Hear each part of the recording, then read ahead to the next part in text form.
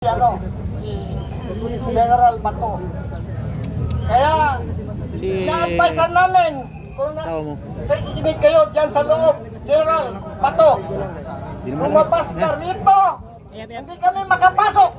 Lumabas ka rito at bibigyan ka namin ng human shield kahit mamatay kami dito. Please!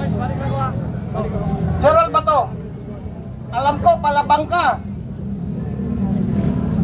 Lumabas ka rito at maraming mga kasamahan dito sa kapaligid din. Hindi lang makapasok dyan sa loob. Kaya magdasal din tayo mga kasamahan na sana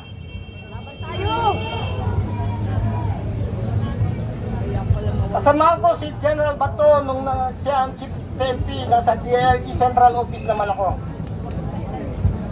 Alam ko na matitinong pulis. Katulad nyo ngayon, mga active ngayon. Ginagawa lang ang trabaho sa legal na paraan. Hindi yung bentalo. Lahat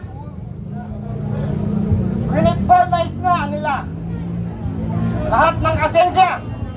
This is the worst administration. Maraming presidente na nagdaan nung nasa serbisyo ko magmula sa tatay niya hanggang kay Tatay Digong hanggang ngayon kay Marcos. May kukumpara ko ang sitwasyon ng Pilipinas noon at ngayon.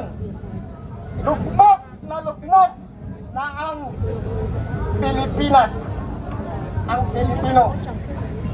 Kaya mga kasama, handa ba kayong ibuwas ang buhay nyo para kay Bato? Handa! Yes! Handa! Bigyan natin siya ng human shield. Maraming salamat gabi at magandang gabi sa inyo lahat.